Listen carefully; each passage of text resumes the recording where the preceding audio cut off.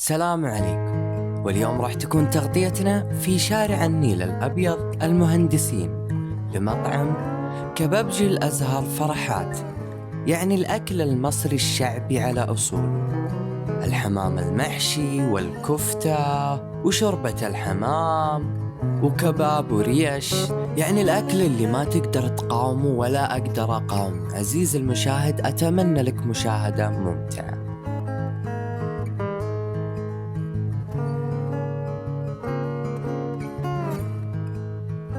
السلام عليكم. وعليكم السلام ورحمة الله وبركاته. حبيبي، معك أخوك محمد من قناة أكل على الشارع. يا أهلا وسهلا بحضرتك. الله يسعدك حبيبي. نورنا مصر كلها. حبيبي الله يسعدك على راسي. إيش اسم المكان الجميل ده؟ ده مطعم فرحات، كبابجي الأزهر فرحات. مكان شارع النيل الأبيض، ميدان لبنان في المهندسين في مدينة الجيزة. في إن شاء الله الشيخ زايد، وفي في جدة في السعودية. ما شاء الله تبارك الله. تبعكم برضو؟ تبعنا اللي في جدة ده في السعودية إن شاء الله. حلو، بس أشوف ناس كثيرة مسمين فرحات. لا بص، أنت ممكن تلاقي 100 فرع اسمه فرحات، بس أيوه. هي العلامة التجارية والسجل التجاري كبابجي الأزهر فرحات. نبغى الأساس، إيش هو؟ الأساس اللي هو هنا، أيوه، والشيخ زايد والسعودية إن شاء الله. سامعين؟ ثلاثة دي بس. أي فروع تانية. هو دلوقتي من موضوع الأول كنا بنشتغل مثلا 24 ساعة. من ساعة موضوع الكورونا والقرارات اللي خدوها الجديدة بنشتغل مثلا التوقيت الصيفي من الساعة 12 الظهر لغاية مثلا الساعة 2 بالليل. حمام.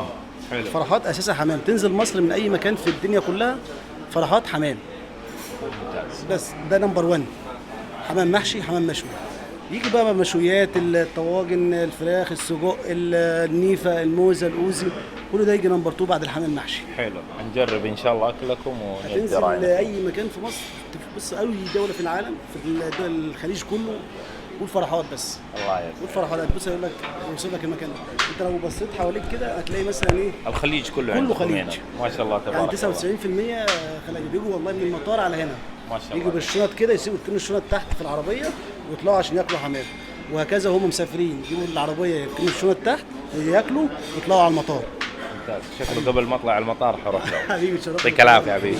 ده حمام محشي، ما احبش غير المحشي، جامد جدا جدا جدا. محشي رز يا جماعه، في فريك وفي رز، بس انا بحب الرز حقيقي. ده بيتاكل، بص الحماميه اهي كانها طايره من على عشه. كيف ادينا الطعم كيف؟ جامده وسخنه حلوه. طريه جدا، والريش جميله وسخنه، والسمبوسه سخنه جدا وجميله، طعمها خطير. السلطات بتاعته حلوه، والعيش سخن جدا. والكباب شوفوا كيف، شوفوا الكباب عيش كيف. طازة. طحينه، زيت الزيتون، بص زيت بيتزحلق ازاي على العيش.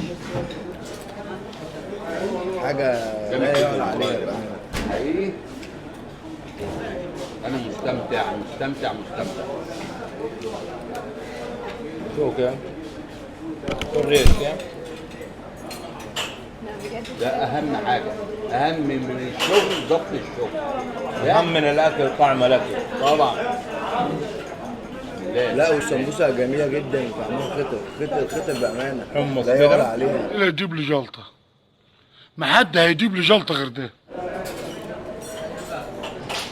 الحمامية بتتاكل بالعظم، خلي بالكم ما تسيبش عظمايه يا دوب، بس ايه الجناح ده كل ده يتاكل. ليه؟ الحمامية عظمها طري، واحدة ست عظمها طري تتاكل على طول. حلو. طبعا اليوم معايا احمد حجازي، معايا زينب شرف. أنت تتكلم جد؟ عندنا منعم. اكل على الشارع، منورنا الدنيا، منورنا. لا بجد الاكل تحفه جدا بجد. اكل على الشارع كفته بامانه طعمها جميل جدا جدا جدا. بالعافية، سخنة بالعافية. وحلوه، والعيش سخن. والسلطات جميله جدا، ومفيش حاجه وحشه صراحه، كله حلو. كم تعطي له من 10؟ لا 9 من 10، 9 من 10 حلو قوي. 10 من 10. احمد. تذوق لعبتي 10 على 10 بجد. 10 من 10. الوحيد اللي نقص هو فاهمه ليه 9 ليه 9 ما كان بحبش الحمام. عشان ما تحب الحمام. بس اكله جدا لذيذ. حلو تذوق جدا لعبتي. حبيبي. تابعوه اكل على على الشارع، اكل على الشارع منور مصر. حبيبي. السعوديه سعوديه حبيبي يا سعوديه اكل على الشارع. طبعا وصلنا لنهاية حلقتنا، احنا بناكل ما فينا نستنى الصراحة. ولا كان معكم اخوكم احمد، اخوكم محمد، اخوكم منعم، اختكم زينب من قناة اكل على الشارع. عن نهاية حلقتنا اليوم كان في اكل هنا، شايفين الصحون كلها خلصت ما شاء الله، لا حمام لا ريش لا اي حاجة. طلبنا، شايفين الطلب هذا كامل، هذه الحساب حقه 174 جنيه. عشان لا احد يقول لي بتسوي اعلان ولا بتطبل لهم، لا انا جيت واكلت زي الناس وحسبت على طلبي واكلهم كان 100 من 100. وإلى هنا عزيزي المشاهد وصلنا إلى نهاية حلقتنا، أتمنى أنها نالت على إعجابك. لا تنسى اللايك والاشتراك والصلاة على النبي.